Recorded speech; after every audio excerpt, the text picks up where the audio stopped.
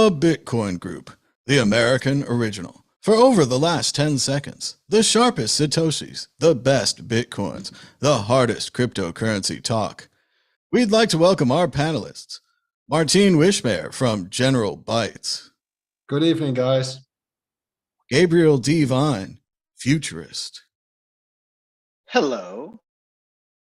Dan Eve, the Crypto Raptor. Welcome to the weekend. And perhaps Josh Shigala from Voltoro, joining live from Australia. Hey, everyone.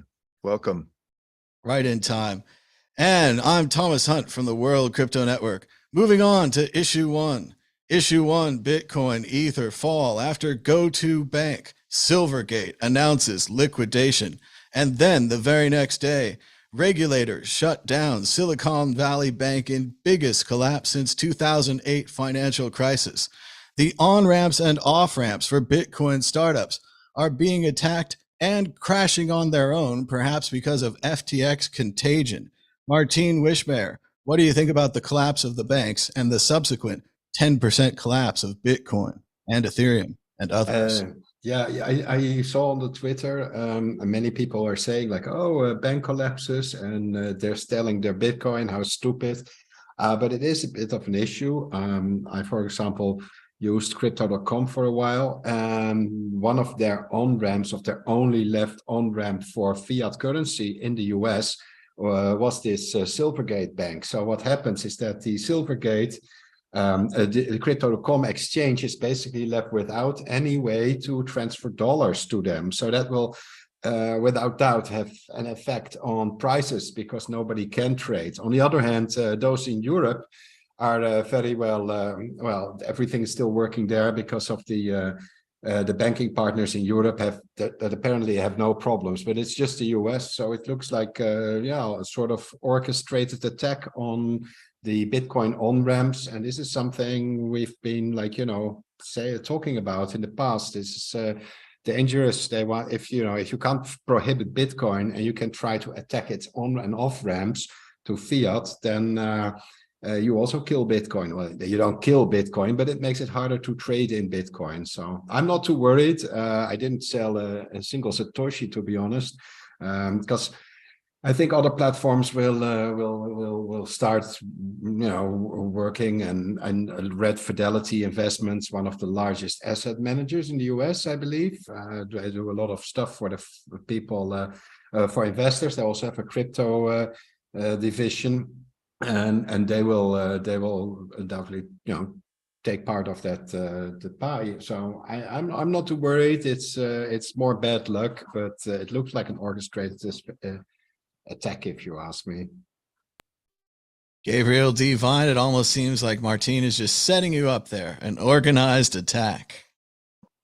Yeah, I'm reminded of the image of dominoes, but in this case, the dominoes were not set up by good actors and then knocked down by bad. Rather, the entire game was intended to attract users or players, let's say, in the game of the dominoes, and then they're knocked down by the same parties that set them up and attracted all the players, wrecking anybody naive enough to invest in these frauds in the process.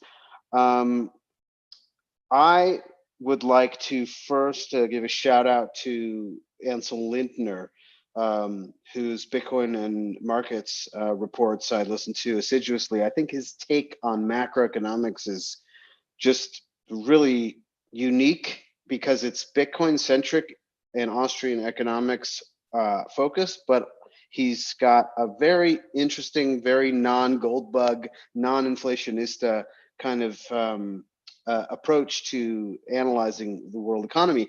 And Ansel was pointing out the really important, because people are panicking. My whole Twitter timeline is now full of total panic and saying, okay, here we're back in 2008, and this is the beginning of the next what do you call it, snowball effect, and this is the thread and the straw that's going to break the camel's back, and all the banks are now going to just fall over in the tug of war into the mud pit. And he was pointing out that not only are Bitcoin and crap coins and stonks down, but also the dollar.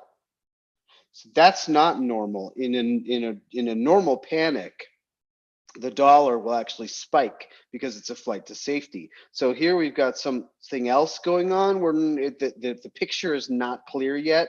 So I would encourage the viewers today not to jump to conclusions and just take things as they come and see what happens, even though interest rates are down.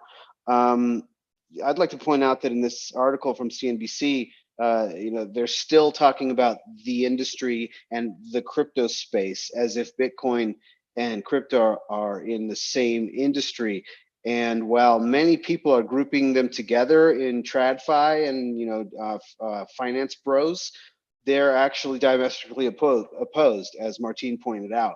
So really, this is a fiat attack, a further fiat attack on Bitcoin, and we see this, this whatever domino setup and knockdown playing out, where they set up these banks in order to attract and make it easy, make all these easy on ramps, and try to attract all this business and pretend like it's the future, when the entire point the whole time was to destroy them and implode them and try to have that failure stick to Bitcoin and tarnish Bitcoin's image and somehow delay it from destroying them.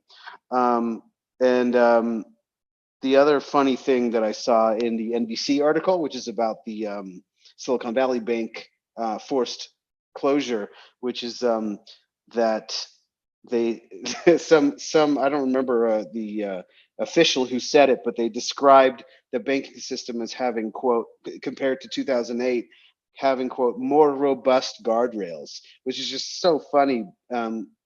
Which it may be true, but it's just they're fractional reserve. So there's always, you may have moved, from point A to point B, but the fact is that all of these banks are a single bank run away from collapse, implosion.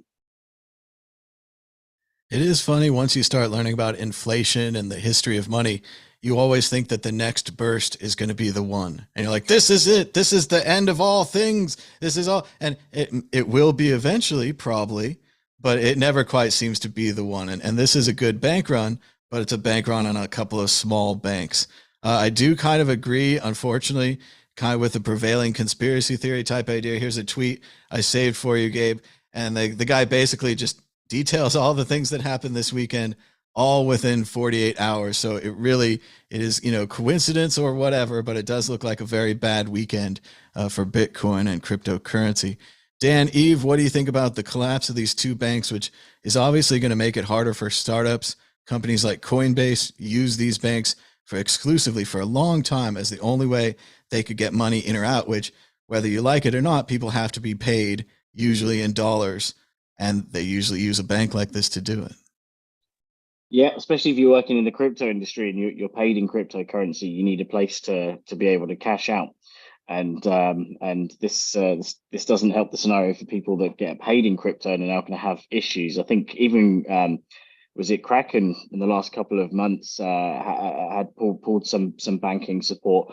I don't know if that was just for UK customers, but the fact is that there are people that are going to benefit from this failure. I mean, JP Morgan seems to be the only one, but they're about 2.5% up at the moment. They're going to be in the share price. They're probably going to be reaping some of the rewards of the books of SVB. And the fact is that whilst whilst the banks have since 2008 put all these controls in place.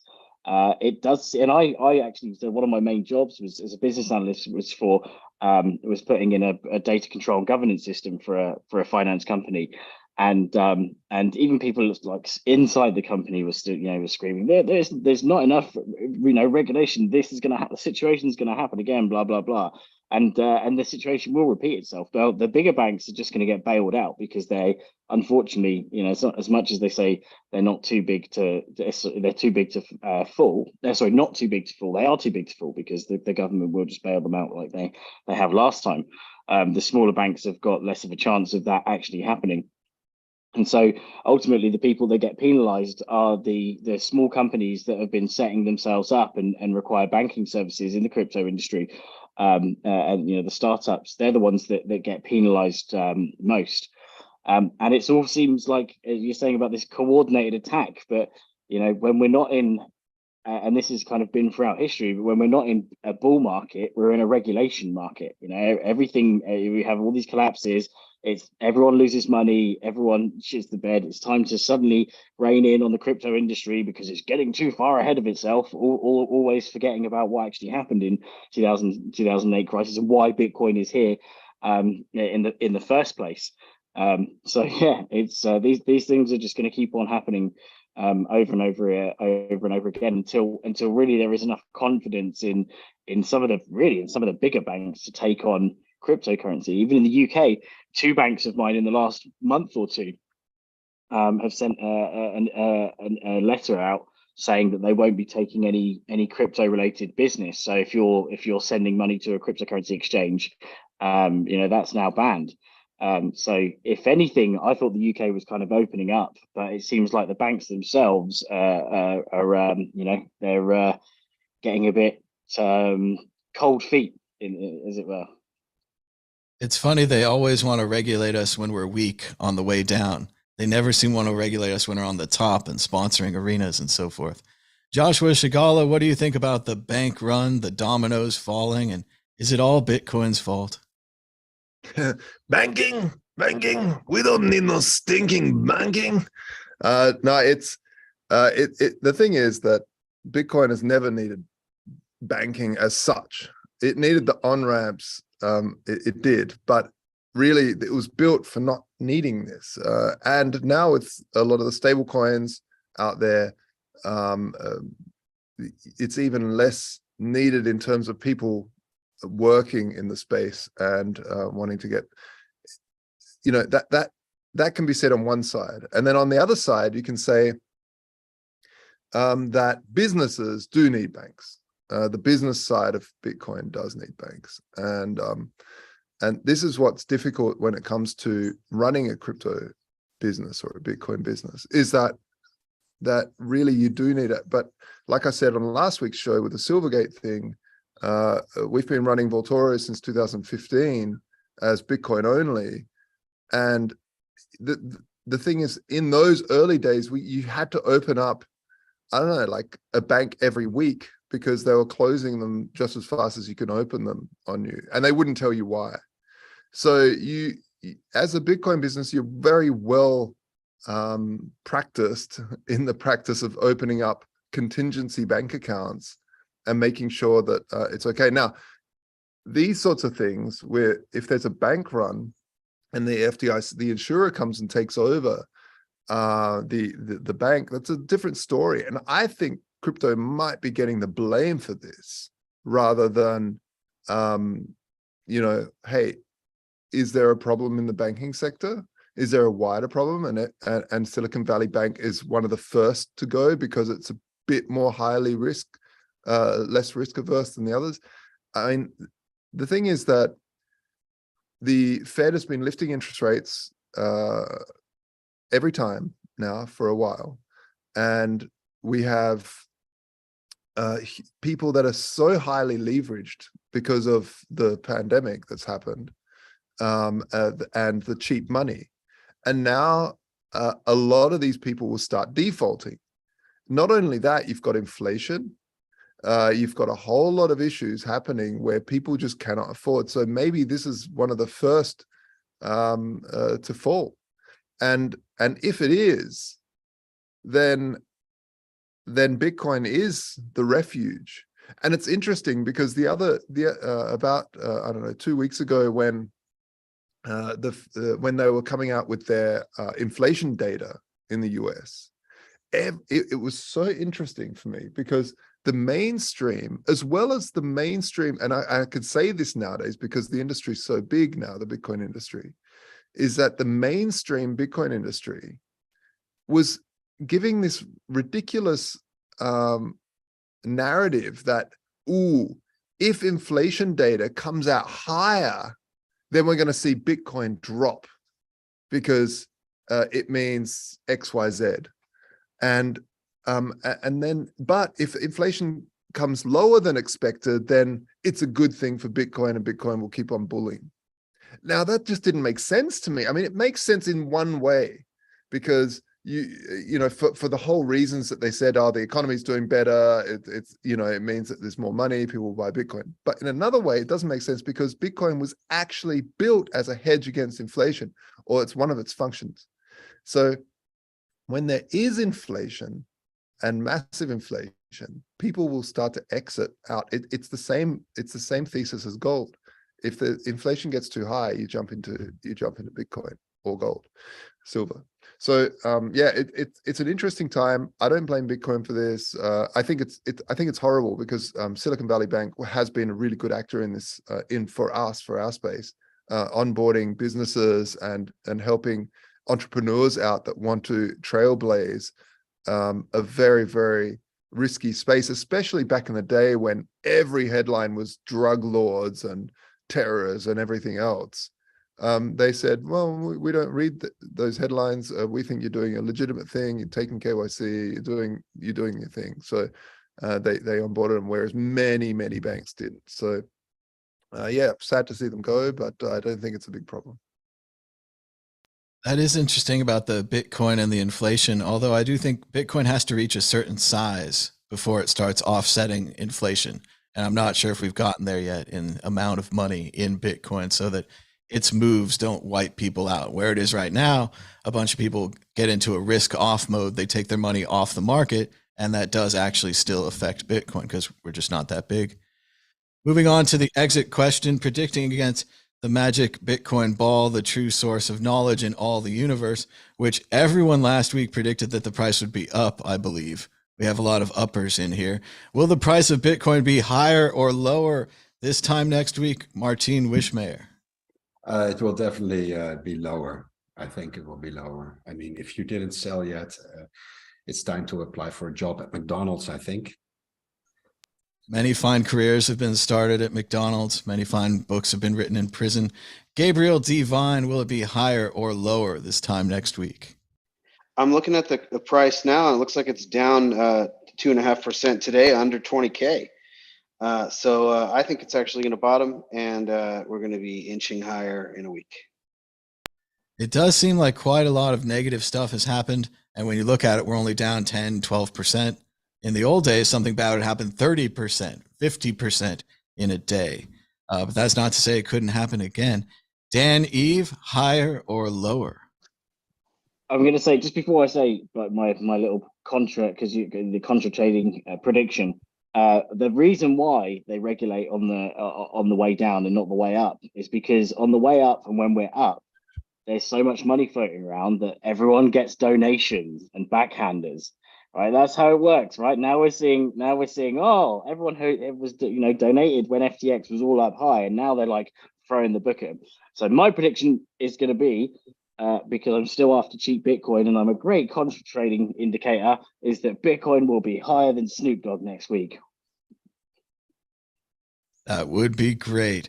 Joshua Segala, higher or lower? Yeah, I think we'll be a little bit lower, probably.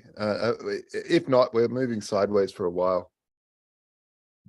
And now the magic Bitcoin ball, the source of all truth. Will the price of Bitcoin be higher this time next week? Yes. Just straight yes. Nothing else. No ifs, ands, or buts. Just yes. Gotta love the 8-ball. It's a very decisive ball. Moving on to issue 2. U.S. Treasury Department proposes 30% excise tax on crypto mining firms. They say that the Bitcoiners are using too much energy, while we also want to raise capital gains tax and eliminate the ability for Bitcoiners to sell their Bitcoin, then buy it back, claiming a loss on the sale, which many other categories of investments have done for many, many decades. Gabriel Devine, what do you think about the exciting action here from the Biden administration, keeping in mind that this is just a proposal? They don't control both houses.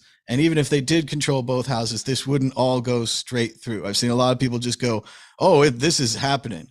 But still, these are their aspirations? I am first going to comment on a couple of quotes from the Treasury Department's proposal verbiage, and that is, or is it verbiage? Verbiage. Negative environmental effects of Bitcoin mining. This is a typical absolute lie. It's an outright lie, taking advantage of most citizens' ignorance of the energy industry, that it's not a monolith and that it's extremely localized, and that you cannot just lump it all together and say, well, you know, because somebody's using this energy in Idaho, it means that somebody's energy bill in Wisconsin is going to be higher. No, that is not how it works at all. And because of that very simple fact to think about, that energy is localized, Bitcoin mining is actually quite the opposite. It will do everything to make energy production more efficient and cheaper and better for the environment, because it'll incentivize cleaner sources by making them more efficient. In general, cleaner, quote unquote, sources of energy are far less efficient and need subsidies. In other words, they need thugs to steal in order to pay for them.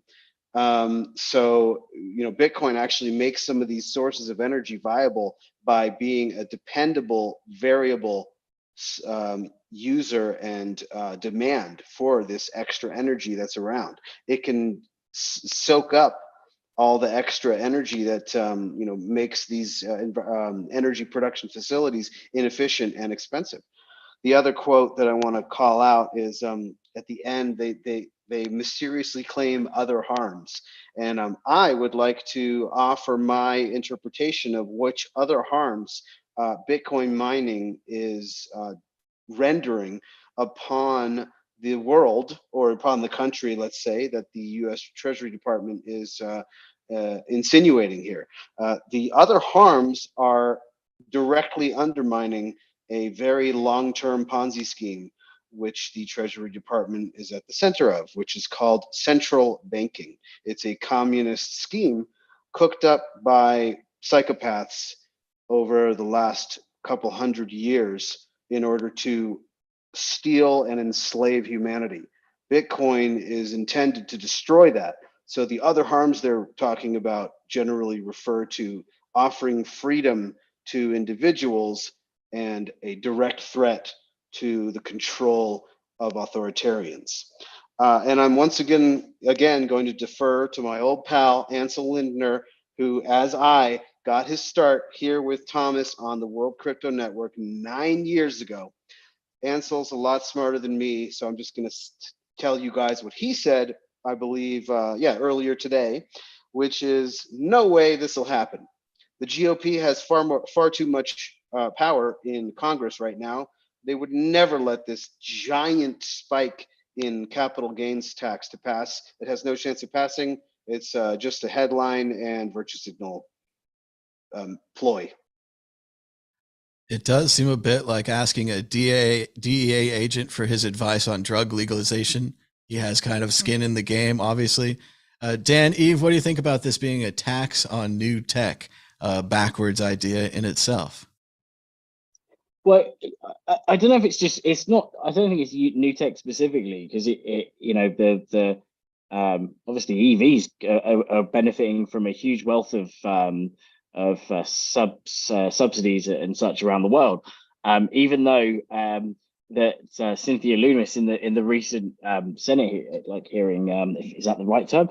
But where she made some really valid points about like what gives anyone the authority to say that this usage of electric is less worthy than this usage of electric, because ultimately an electric car uses electricity off the grid, and that's what miners use. So does charging a vibrator or charging or playing your PlayStation. Like, who's to say what is right for what you could be, you know, using your electricity for? I think it goes down into a bit of too much of a rabbit hole of, okay, well, if we're saying that crypto miners specifically need to be taxed 30% because we don't agree with the way they're using electricity, what about other things that could be considered either nefarious or far more damaging to the environment? So it just seems a bit selective to be going down this route. And largely that's because of the kind of the social scare, the social scary, what's the word? The social, not worries, but like, you know, people still producing these articles saying Bitcoin's only used for drugs and, you know, and kidnapping and blah, blah, blah. So I think that they get carried away with this and they just say, right, well, we need to stifle it, you know, because we don't want to be a part of that sort of system, or, you know, obviously it is going to, the increased use of electricity is going to put additional strain on the grid, but with additional strain comes additional investment to provide more at a cheaper rate, because you're being able to you know, get economies of scale. So where you can, and also other things like gas, you know, methane gas flaring, right? So where that methane is just going straight into the atmosphere, at least it's being flared, you know, that electricity is that source of methane is being turned into electricity. So there's lots of positives and negatives about it. But I did like Cynthia Loomis's approach with how she compared it to the gold industry. And well, I mean, one thing they didn't pick up on was that, you know, is gold really a necessity? Now, I know most of the things that one of the biggest uses of gold is just a personal, you know, having jewelry and whatever, but it is used in things like electronics and circuitry. So there is an actual use for it there. But ultimately, like, if you look at how much, you know, that all of these, if you were to look at how much Bitcoin uses as an industry, I think it's still something insanely small, like 0.02% of all electricity. Yet they always compare it to the size of a country. Oh, it's bigger than the size of Uganda's electricity today. Oh, today it's bigger than, you know, and they just, it's all media bites that they kind of make. It's essentially, they're like memes, right? It's like if you were to get your news from memes. Now, some memes are funny, some memes are informative, and some memes are complete BS, but they might sound slightly logical. And it just seems like the people that are writing these articles a lot of the time get their news from memes, like memes about Bitcoin rather than the facts about Bitcoin. Ultimately, though, hasn't really stopped mining. I mean, mining's about 286 exahashes, so down from 350 or something, which is still, you know, 286 is still extremely high. But the Bitcoin difficulty at the moment is 43 trillion, which is up from 27 trillion on this day last year. So you can see that the mining is still going ahead and it's growing stronger than ever. So all you're going to do is drive away business from the US, and those miners will pop up somewhere else. So I don't know. It just seems silly, really, to shut down an industry like this, which is growing so fast and is actually proving its worth, right? I mean, we're seeing even with Paul Krugman that was commenting on I think I may have skipped an article, but yeah, it's proving its worth. The reason why we need it is because it's decentralized P2P, like money, you know, and with a bank failing or a bank going down, you're not going to lose, you know, you're not going to lose your money. You only lose your money if you're sat on an exchange that goes down. If you're holding your own private keys, obviously the price of Bitcoin fluctuates, but you don't lose the Bitcoin. If you have one Bitcoin and 10 exchanges go down, you're still holding one Bitcoin. Well, you guys know we talk about this all the time, and we always talk about how it uses less than PlayStations in sleep mode, although they are improving that. They've made so-called woke Xboxes, which will try to save you electricity, which is a really woke idea, I guess. And we've talked about how the existing banking system is obviously just such a giant, right? There's giant bank offices everywhere. They're filled with executives. There's tellers. There's ATMs. There's armored cars on the street. And whenever the banking industry sponsors something like Bank of America Arena, no one says anything. But when the crypto arena tries to sponsor something, they get all upset about it. So it does seem, again, like a double standard. Like they're not reading the study that I think it was Bitfinex or one of the large exchanges put out a study, and they study it and they're like, yeah, the existing banking system uses more than Ireland.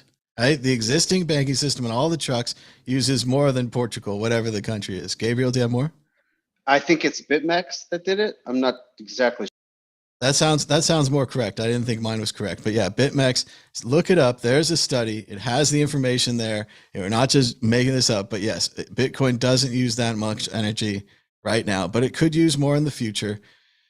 I don't think, again, as Gabriel said, you can't advertise that Bitcoin will destroy society. So it's like people's like, oh, well, they didn't include the society destroying feature or the, flipping it upside down like a judo move or whatever you want to call it.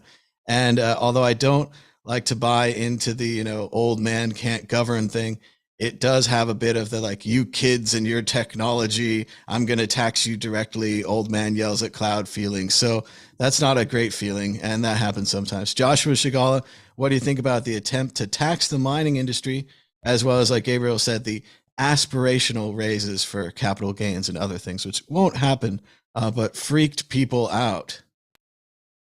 Yeah, I mean, I really hope it doesn't happen, but that's what governments do. Governments tax. They more. So it's not surprising. But the thing is, the financial industries are, which crypto Bitcoin is part of. Crypto is part of the new financial industry, and it's a very used to moving to better jurisdictions in terms of an industry. So is manufacturing, actually, which would also be mining, would be kind of in that sort of crossover where you're commoditizing a lot of vast amounts of one resource. So so all that's going to happen is that mining will move out of America and go somewhere else, just like it did with China. They just packed up and moved somewhere else. No one's going to stick around where you get an overzealous thief constantly taking from you and diminishing your returns. It's just, it doesn't make any sense. So I don't think this will pass anyway, like the panelists have said, but yeah, it's atrocious. This sort of rhetoric is atrocious, and yeah, this kind of environmentalism thing that we've been hearing for ages. We knew it that when Ethereum moved to proof of stake, that would be getting more and more attacks on Bitcoin in terms of everyone pretending that it's going to boil the oceans and kill all the whales. So it is what it is. Bitcoin's still going to mine a block every 10 minutes, and it doesn't care. It doesn't care about any of this. All that will happen is people will move offshore. It does seem like we see a familiar Bitcoin and media narrative where they say proof of work is just the same as proof of stake, when really at a security perspective, we're getting more security with proof of work. So we are getting what we pay for. Proof of stake seems to centralize in most applications, although Ethereum did an interesting thing by spreading the funds out first, then switching to proof of stake. So maybe they avoid centralization or they hold it off longer. Martine Wishmare, what do you think about these proof of work, proof of stake? Yeah, Biden administration taxing mining. Yeah, at the moment I read the article, I was like, yeah, okay, boomer, because he obviously doesn't realize mining will move elsewhere. It's not that bad, here in the Netherlands. I'm in Portugal right now, but in the Netherlands, we plant a lot of veggies in greenhouses.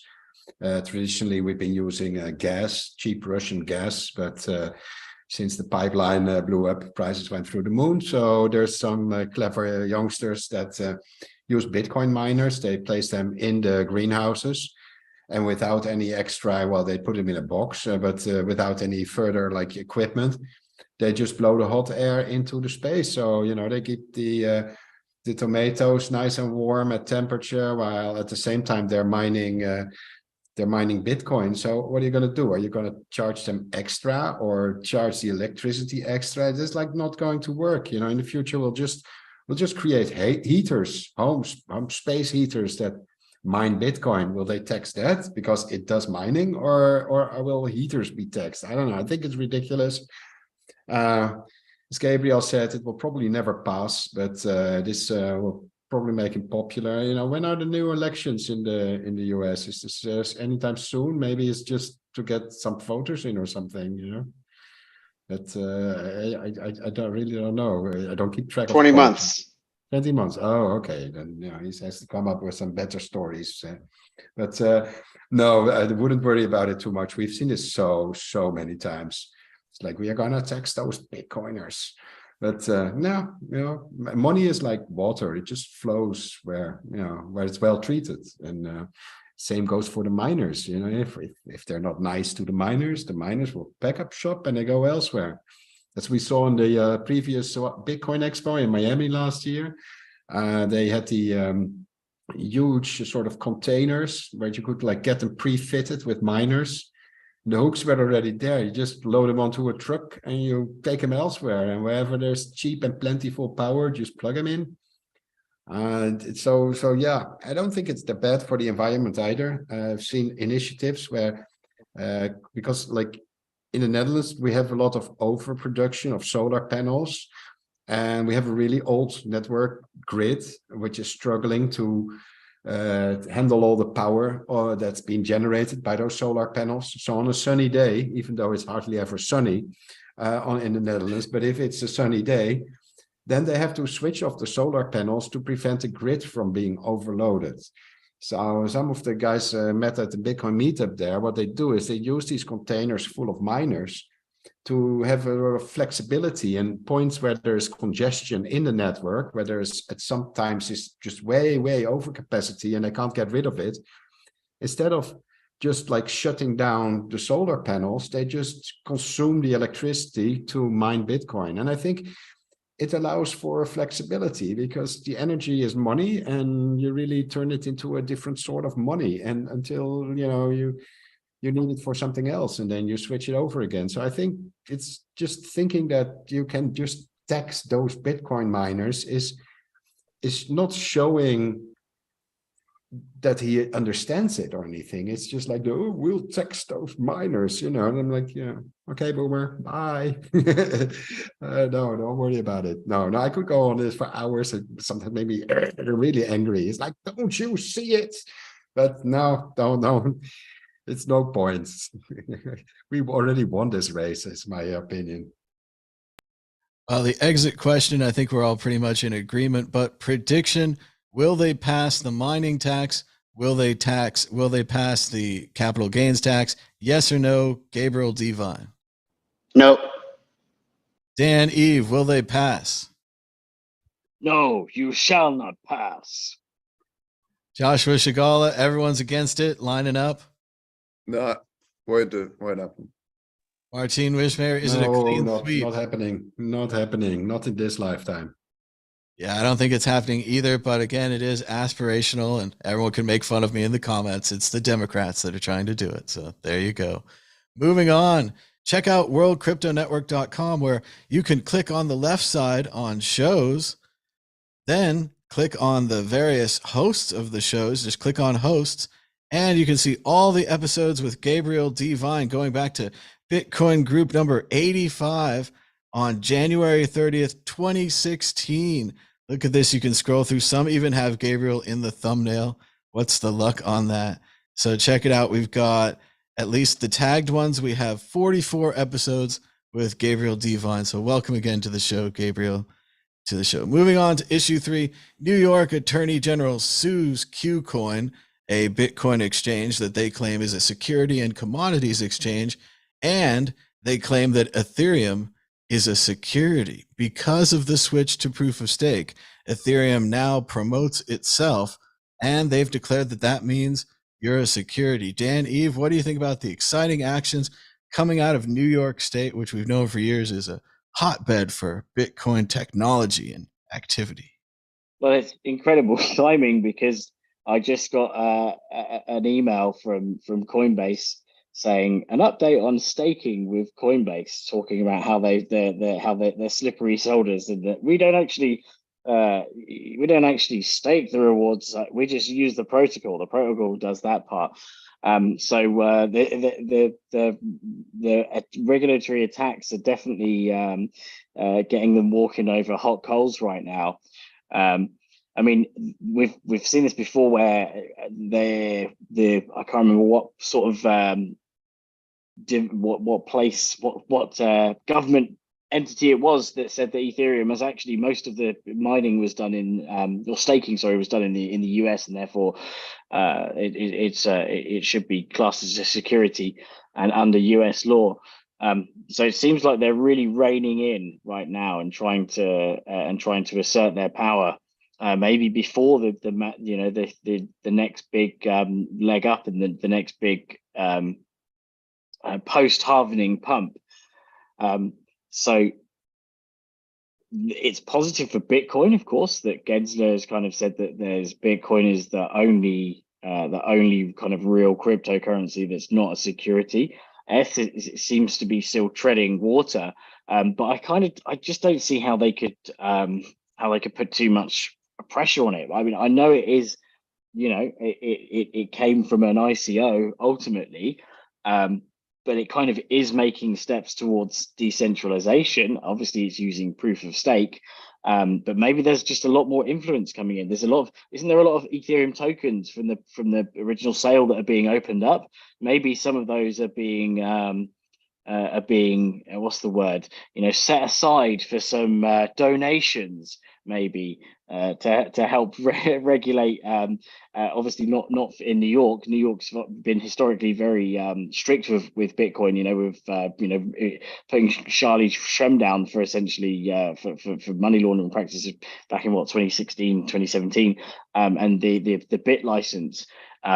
So it seems would have thought that New York would be kind of a bit of a hub for finance, right? It's been it's a traditional finance hub for TradFi. So why wouldn't it be for cryptocurrency? But maybe it's the influence there, right? That a lot of TradFi companies are essentially, convincing the AG to go after crypto companies because it's taken a bite out of their pie.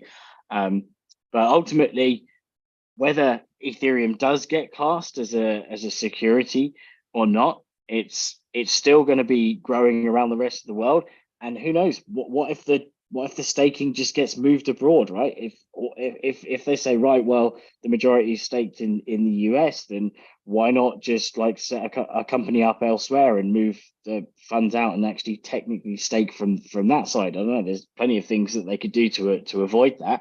It just seems like it's all putting unnecessary obstacles in the way of innovation. And it seems pretty pointless. It's an industry that's growing more and more every day. It's not showing signs of slowing down, other than prices. In terms of network adoption and users, they're growing. It's growing massively. Obviously, you have peaks and troughs, but it's not an industry that's just that's built on. As a purely pump and dump scheme. There's a lot of usages for it, whether you agree with Ethereum and the kind of the DeFi model or not. So yeah, it's a shame to see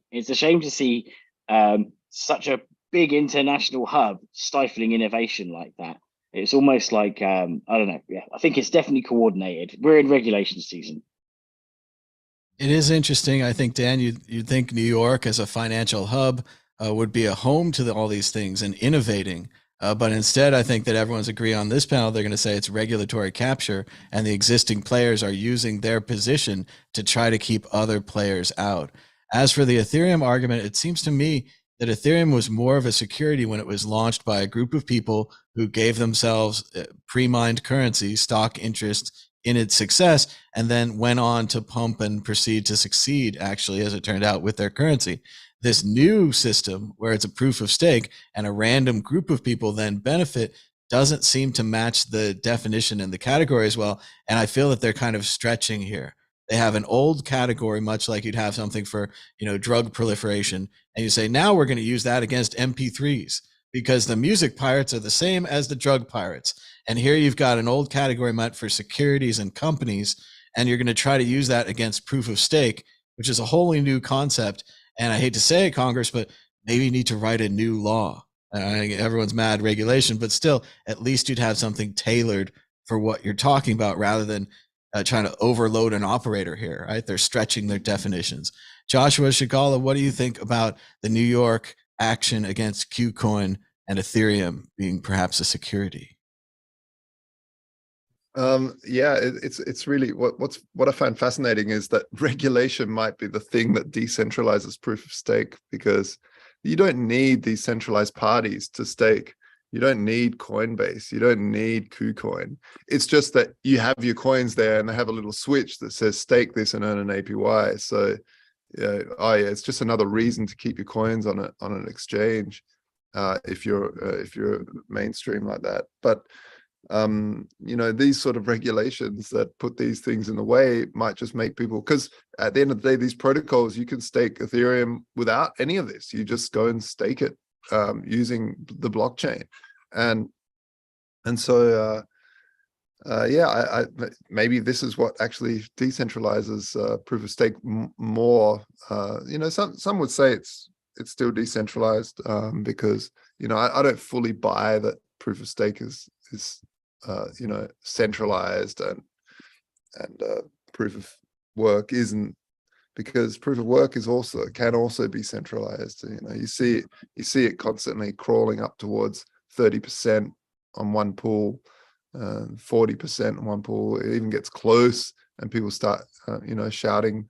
Even that stops happening now. Like back in the day, people used to scream and shout on Bitcoin Talk forums when the mining got close to 51%, and then they would pull it out.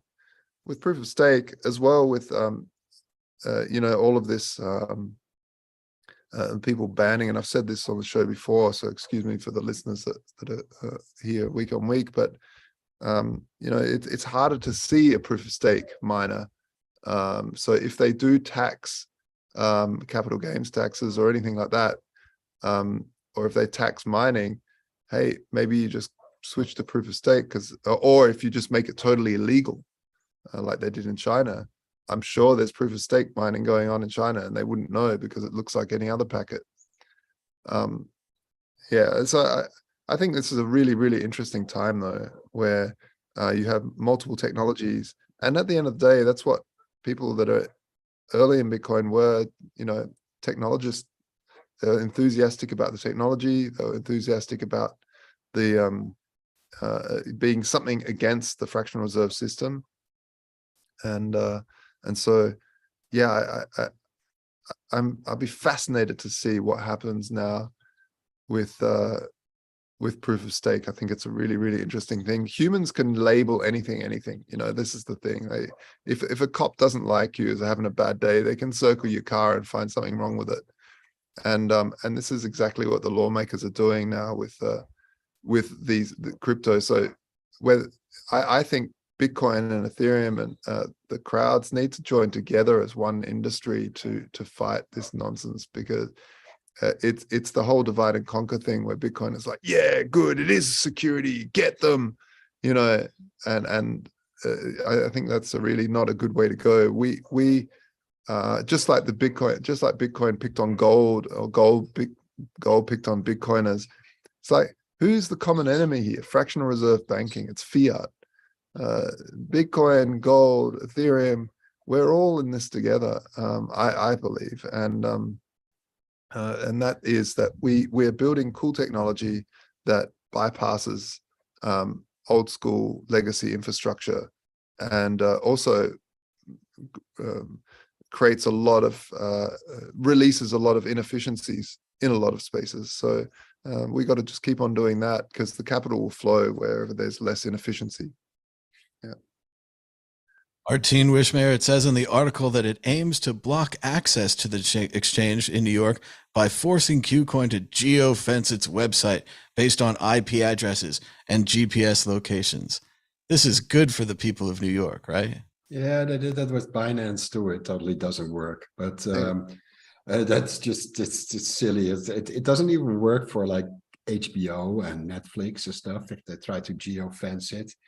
It only drives more. We're going to get you now. We couldn't get you with the content stuff, but we're going to get you with the Bitcoin and the banking. Yes, yeah. I couldn't be bothered really if they try to get rid of it. A KuCoin is not an exchange I would use, especially not after they've since been hacked. Of course, they try to attack them, but yeah. Ethereum, you know, Josh being the Ethereum fanboy here said, we have to stick together. I say Ethereum is a shit coin, you know, I really don't care about Ethereum. It's a pre-mined scam. It's overly complex. It doesn't perform at all. If you find any application that works on it, it only works for a short while, because after the next upgrade, your contract is dead and needs renewed. So I'm like not in crypto or Ethereum or platforms building the world's computer. I don't care about that. I care about sound money, and that's Bitcoin, and the rest is just like, it's like, ugh, you know. So yes, regulate Bitcoin, sorry, regulate Ethereum, get rid of it. And for the viewers at home who have a little bit of Ethereum, sell it all and buy Bitcoin while the price is low, because then price will go up and we'll all be happy. Everyone knows the only reason to use Ethereum is to use Curio cards, the amazing 2017 NFT collection. Yeah, but you can do that on Bitcoin too nowadays. Well, I'm sure they'll convert it over. Gabriel Devine, what do you think about the New York attorney suing KuCoin and saying Ethereum is a security? You know, Martine actually touched on the first point that I wanted to talk about, which was, you know, quite disappointing to hear from Joshua's mouth directly, which is a lot of deflection that I hear from crypto bros that, oh, Bitcoiners are so, you know, they're betraying their cypherpunk roots and cheering on government regulators to destroy something, and we should all be in this together because we all have the same aim. That is, I completely agree with Martine. That's total hogwash, and that's also it's a deflect. The reason I say deflection is because any Bitcoiners with a brain, yes, idiots on Twitter and who, you know, whatever anon accounts and, you know, what do you call them, script kiddies and 14-year-olds. Oh no, Joshua couldn't handle the heat. I'm just kidding. He's probably just blowing his nose. But he was laughing before that. But so you know, this is not the case at all. Bitcoiners with a brain are merely warning, and then afterward saying, I told you so, why didn't you listen to me? This is what happens when you are dumb. Play stupid games, win stupid prizes. This is not, oh, I'm cheering on the regulators. We Bitcoiners, we real Bitcoiners with a brain, are sitting back with our popcorn. And I try to remember what the snack of choice is for that. Sitting back with our popcorn, watching all the centralized players fight it out with these ridiculous garbage. Oh, we're decentralized. Even though we have a giant foundation in Switzerland and have a years-long history of promoting this and saying specifically from the start, oh, you can expect gains from holding our, you know, unregistered security. And on the other side, you have these idiotic regulators who don't know the first thing about technology, saying as their remedy to keep New York residents from using the services to use geolocation and IP banning, which is, you know, takes about 1 second to get around so easily. So it's just, we're just sitting back watching all these centralized players fight it out. And basically Bitcoin's entire raison d'etre is censorship resistant. So whether the government considers you a security, whether you're using proof of work or and you're basing, you know, you're pre-mining, you know, you're issuing yourself 70% of the supply from the start, or you're using proof of stake schemes, you know, in order to give the insiders even more advantage. Doesn't really matter. The point is censorship resistance. If somebody else can come and smash your project, it ain't decentralized and it ain't gonna survive. So we're just here with our popcorn, watching Lamarck and his theories play out in front of our eyes. Bitcoin doesn't care. It's also a shame if your project is based on Amazon Web Services. Josh Chagall, I want to give you a chance to respond to Gabriel here. It kind of called you out. Go ahead.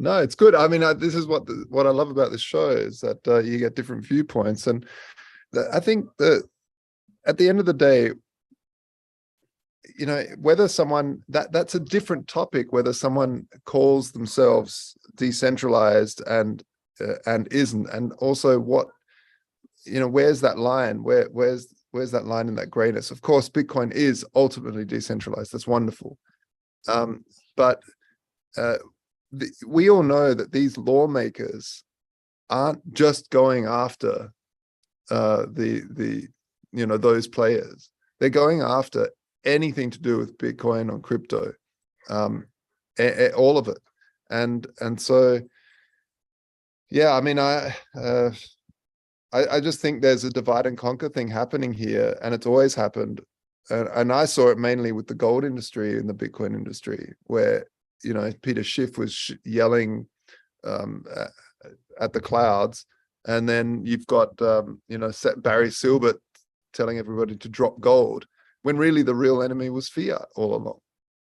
And so no. and I think the gold industry players could have been really strong allies along the way, because they understand what we're fighting, and they've been there a lot longer than us, and they might be older than us, so they might have more contacts and more reach into places. But yeah, at the end of the day, it doesn't really matter where you sit in this. The whole NFT space also blew out to the mainstream. Like, I never imagined that art would have brought in so many new people. Of course, NFTs are totally centralized. You can even change them. like they're ridiculous. But at the same time, it's brought in a whole bunch of people that are able to sort of think about what we're doing and have discussions about money and open up their minds by looking at this strange picture of a frog, and being able to sell it on different exchanges because they have the token. Yeah, so I do feel like the industry's more and more split, which is sad, because we all need to put together and say, hey, we love this industry, we love the stuff that's happening. Yeah, some of it's shit, yeah, some of it's good, yeah, some of it's less decentralized, yeah, some of it's more decentralized, but at the end of the day, screw these people that are trying to rain on this parade.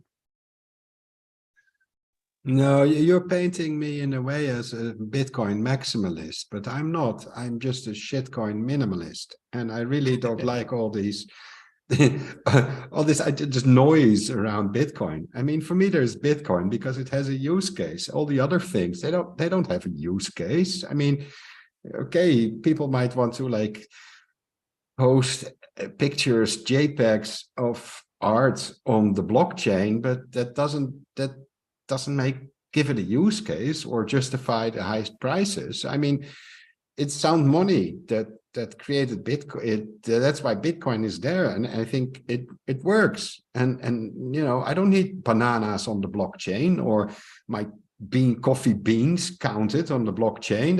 It's all bullshit. I know you don't, but you might need. It would be useful to have ticketing, for instance, where you could have tickets for concerts, and then there could be a secondary market. Concerts. That's I'm not 51. controlled by the. I'm closer to an artificial hip than a dance floor. I'm not going to a concert. I don't need that, you know. And if you might as well do that on a central database. In many cases, yeah, but then no you can't. Then you can't trade. Then you can't have true. You know, the good thing about not having it on a central database, A, they get hacked, but B, you have the ability to have anybody host a marketplace for these tickets. You know, I mean, I'm just saying that there are other use cases, and they're not all shit.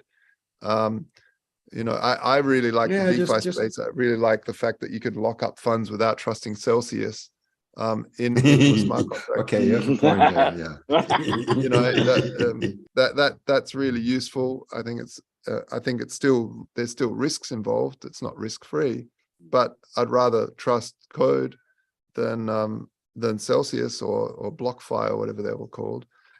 to lock up funds and borrow against them. I just don't buy the fact that everything else is shit and useless.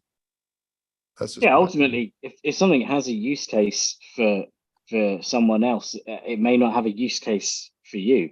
And I've never viewed Ethereum as like as money. I've never viewed it as money. I've viewed it as like credits on a system to do weird, funny DeFi stuff and, you know, throw monkey JPEGs and shit like that. It's not encroaching on what I believe as Bitcoin as sound money and replacing the fiat system. It's just something that does something else. So it's a security. It's not this. Well, I don't know. I don't work for the SEC getting backhanders, but no. Ultimately, just because, you know, it's like that's old saying, one man's trash is another man's treasure, and obviously people see some of the use cases of Ethereum as trash, and some other people see it as useful. But what is undeniable is that it's an ecosystem that has many users and is growing very rapidly. So, you know, it's not something, I mean, you could still say that people are purely speculating, but then there's the argument on Bitcoin. Oh, you're only holding Bitcoin because you're speculating. You know, you could just use fiat. You know, it has these other benefits that, you know, that I find attractive that I don't find attractive on Bitcoin. It doesn't mean that it was, you know, Ethereum wasn't born out of a crazy ICO like some of the other, you know, main shitcoin scams that have been out there. But yeah, I find it does have uses. I think that the DeFi thing is quite interesting. That you can actually, you know, loan against your Bitcoin without using a centralized server. Or Ethereum obviously is wrapped Bitcoin, so you've got to rely on developers and blah blah blah to, you know, they're the trusted third party to a certain extent, but it's all smart contracts that can be audited, and so yeah, that to me that has a use. So it may not have a use to other people, they may not have the same level of trust, but it's also the same as the, you know, Bitcoin is the most insanely secure network on earth, but some people aren't really that bothered about the security. You know, maybe security is an 8 out of 10 preference for them rather than a 10 out of 10 preference. So that's why they would use Ethereum. Yeah, I don't know. I think ultimately the end goal is fiat is bad and regulation is bad. So I kind of agree with Josh that we should be fighting on the same side while still having indifferences and saying, well, Ethereum's crap compared to Bitcoin. Yeah, there's 3 Well, I minutes would say of words, regulation I'm not can be convinced. bad. Not is, you know, at the end of the day, there's a country, there's a bunch of society with rules that they want, but they could be terrible rules to control, and usually through regulatory capture by the legacy system that is the dominant one, holding the new system back, which is about to disrupt it. Yeah. I always thought that it would have made more sense if they sold the gas at like a centralized website for like $100 a gas. The idea that people were investing on this idea that in the future, I'm going to need to run a whole bunch of smart contracts. So I'm buying my smart contract fuel early.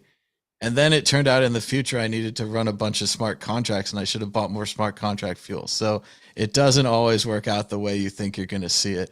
Sometimes you. That's the same with Bitcoin mining. Oh, I'm going to buy Bitcoin miners because in the future, Bitcoin is going to be worth more.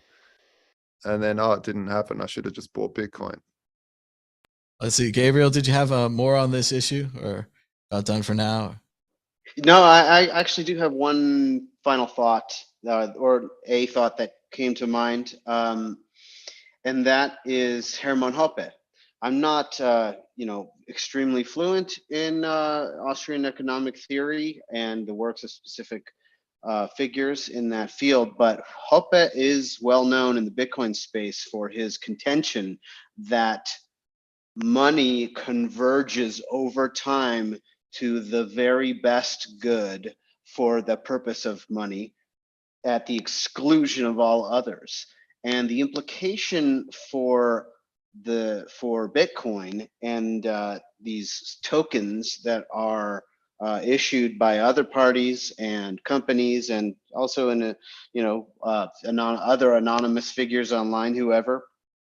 The issue is that there is a base function that exists where the cryptocurrency, if you want to call it that, is created. In the case of Bitcoin, you use electric energy, hardware, and human beings to set it up, along with software. And electric energy is about as base as you can get in meat space. And I used to think that there could someday be different, or not competing, but separate digital commodities after the creation of the first one, Bitcoin. But now I am very skeptical of that opinion. I don't think there will ever be a need or a success of any other digital commodity other than Bitcoin, because there is no more base scarce asset in the universe than energy. So we've got this base layer of tokens created using the scarce electrical energy that is available to human beings. I'm sure that amount will increase a lot this century as other forms of energy production come online. But nevertheless, there is no more base layer, maybe consciousness, you could say. But at that point, we no longer have any need of money, perhaps. So what that implies is that all of these other use cases that Dan and Joshua are discussing will be built on top of Bitcoin. For example, you've got Synonym creating systems for token production on Lightning. You've got Omni and other systems for colored Bitcoins.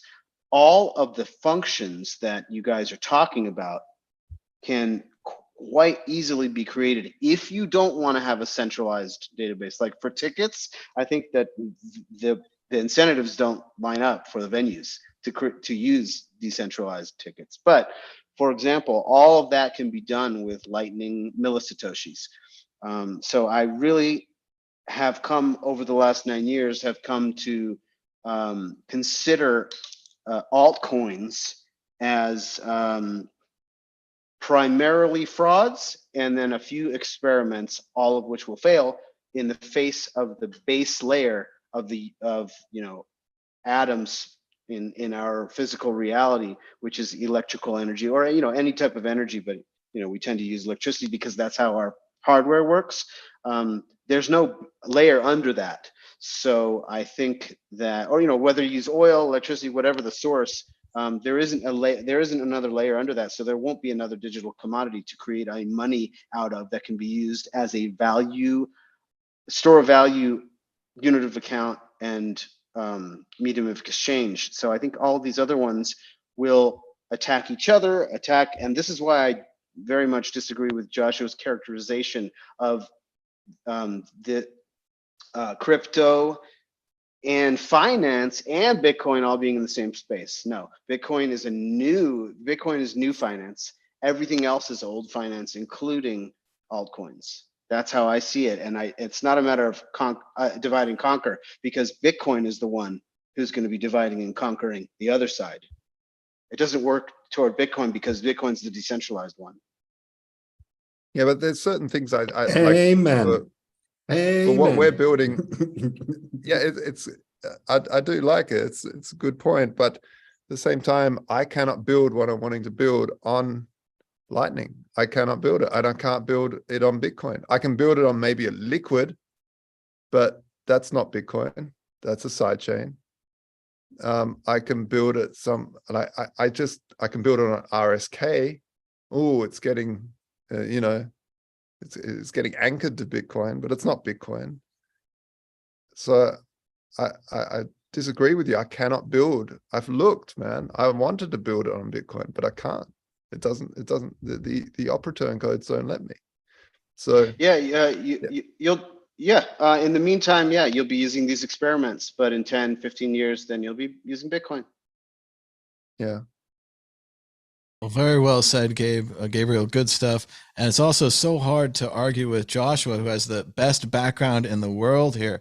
The old farmer on the edge of the prairie with the sun slowly rising over his face, giving us the advice.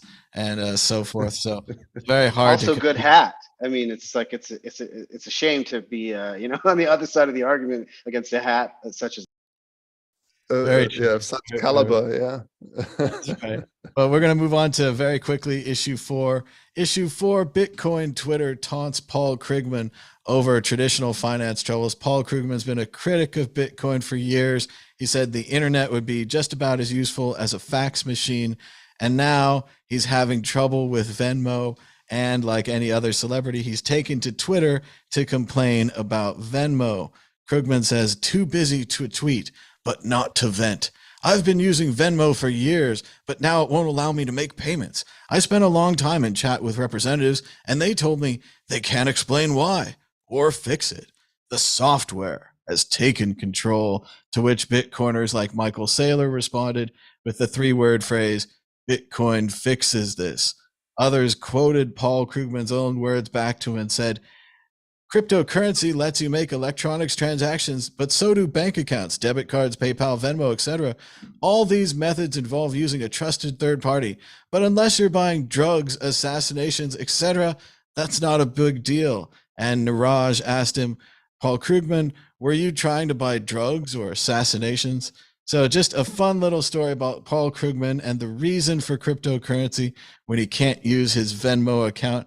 Martine Wishmayer, what do you think about these poor troubles for Paul? And maybe he should try Bitcoin. It's a bit sad. We've been trolling Paul for years. I mean, really for years. Like way back when I started with my first ATMs, even before that, he mentioned this, like Bitcoin will be just as it will be irrelevant, or it's a Ponzi scheme or whatever. And I replied, Bitcoin hit the $10 mark at the time. So I replied, one fantasy coin is worth 10 times your real currency. What does it say about your economy? And of course, we've been trolling him for years, and we should ignore him, especially, you know, if you have problems with your heart. It's just not good. But you like, it's sometimes just fun, just like troll the old boomer. He's still on Twitter, thinks he's like super hip and all. And yes, he was famous at one point because he, I don't know, won a Nobel Prize or something. I don't know. He was famous for something, but he's irrelevant nowadays. Good luck with your Venmo account, bro. I mean, no. Also, as it notes in the article, Krugman's attempt to get tech support from Twitter does succeed because of his celebrity status, but the rest of us don't have that celebrity status. We can't just complain to Twitter whenever our account breaks. We'd be set, shit out of luck. Gabriel Devon, what do you think about Paul Krugman's troubles with Twitter? And do you want me to bring this image up? That is my comment. All right, here we go. We got Paul Krugman wearing a Trumpy Cat shirt. Looks like he might be working out. So trouble for Paul. Dan, Eve, Paul Krugman's having trouble with his Venmo. What do you think? Yeah, it happens to all the old banking favorites, doesn't it, who hate on Bitcoin? Wasn't it Peter Schiff that like a year or so ago, or a couple of years ago, had problems, and everyone was like, well, you could have just had Bitcoin and then you wouldn't be having these problems right now. So I don't know any bank that's got a record for like a 99.99% up rate, but certainly none of the banks that I'm banked with. Yeah, it's just another old schooler who just doesn't see the value in Bitcoin. I swear, it's not an analogy that many people like, but obviously, the same kind of argument of, I don't see a use case of Ethereum, I don't see a use case of Bitcoin. Someone wants to use it and will use it. But he's just stuck in the old school world where he obviously can't see anything good about Bitcoin, and it doesn't have any value, and blah, blah, blah, and it's tulips and all the rest of the bad things that all old men yelling at clouds say. So it sucks if you're a normie, because you can't just tweet to your 4.5 million or however many his followers to get up, hardcore support. Like, what's that dude from, who's the guy? Charles Hoskins. Was it Charles Hoskins? When he tweeted support, and then they said, "Oh, can you please raise a ticket?" And he said, "Do you know who I am?" That was just that was brilliant. So yeah, we're us normies. We don't have the same power to yield at these banks. So the difference is with Bitcoin is that everyone has the same right to use the network as anyone else. And there is no distinction between a VIP on Bitcoin and a non-VIP. We're all users, we're all people in it together. And that's the main thing about Bitcoin and why being permissionless is such a good thing. I think Schiff was having trouble with his wire transfers, and it was another key point where you're like, why not just use Bitcoin? It's so easy. You could, pay people every month. It's so easy. And then whenever anyone describes wire transfers, they're always like, I send it somewhere. I don't know what happens. I wait a couple hours. Something else happens. Usually it goes through and it's all fine. Wasn't this when his bank was accused of fraud and money laundering? There was something really odd with his bank. Yeah. He's on Twitter all the time, but I think he's dodgy as fuck. It's the same as Krugman. Like, you won't have any problems unless you're buying drugs or assassinations. Like, they never make a casual mistake or get an address wrong and put you in the penalty box. That never happens. Joshua Shigala, what do you think about this big story? Krugman's having trouble with his Venmo. Well, economists are famous for basically being really good at predicting the past and not the future. So, but they're really good at explaining at nauseum how their future predictions were wrong and why. So let's see if Paul actually comes up with maybe a reason why he was wrong. I doubt it. Well, you know what they always say, if you can find 5 economists who are having trouble with their Twitter account or their Venmo account, you can have 5 other economists whose Venmo accounts work just fine. It just seems to work out that way. Well, we're running out of time, so we're going to move on to predictions or story of the week. Martine, are you ready with a prediction or a story of the week? Go ahead.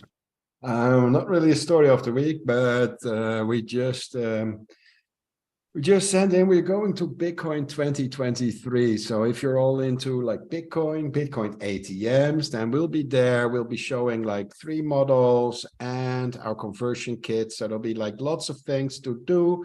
I don't think there will be like a volcano with lava this year, but it will be a great fun. It will be 3 days, not 4 days this year. I don't think there will be a music festival, but it will be really good fun. And Miami is a nice place. It's sunny. The mosquitoes love it. We love it too.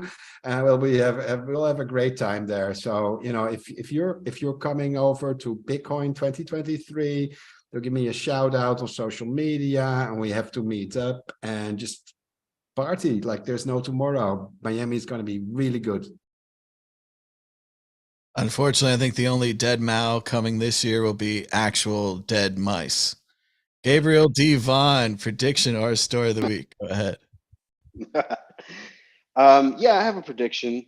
I think that we're going to see quite a bit more of the disclosure of corruption, fraud, all sorts of crazy stuff is going to be heating up a lot more. You're seeing the narratives of the last 3 years of authoritarianism, lies, coordinated medical Nuremberg type stuff, and I don't think the trials will happen until the second half of the decade, but yeah, you're seeing the narratives crack all over the place, and I think that's kind of part of what is fueling the assumption of a banking crisis.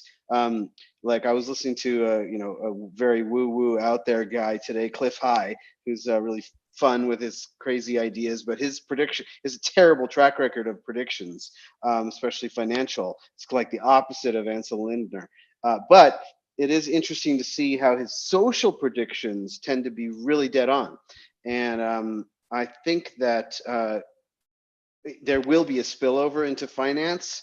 And I think the one thing you can count on over this next decade, if the, as we were discussing in the pre-show, the sudden emergence of totally functional, really powerful chatbot AIs, if that's taught us anything, is that expect the unexpected, guys and gals.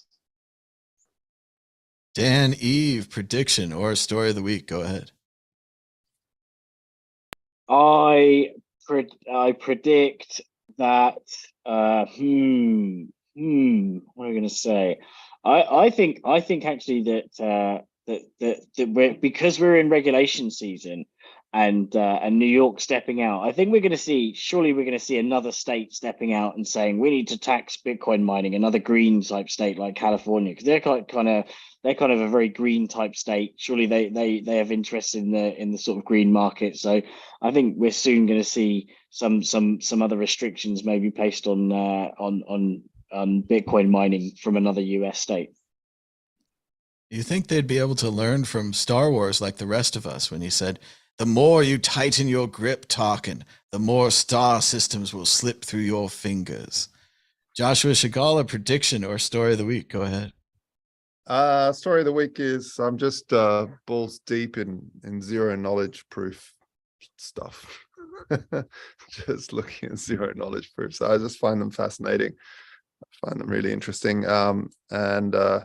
Yeah, I agree with Gabriel that there's that stuff's gonna there's a whole bunch of stuff that's cracking and starting to break open and narratives changing. But yeah, UFO. let's see. Yeah, exactly. Well, Joshua, you keep an eye out for any wallabies or any koalas or kangaroos that might be popping out of that outback there. Yeah, You we keep saw an some eye on rabbits it there. before. I saw some rabbits. rabbits earlier on. Oh Whoa. my rabbits. Well, Isn't keep it an more eye out. exotic than that? But thanks again for everybody for tuning in. Be sure to give us a thumbs up down below, push subscribe, check out worldcryptonetwork.com. We've got lots more episodes like this.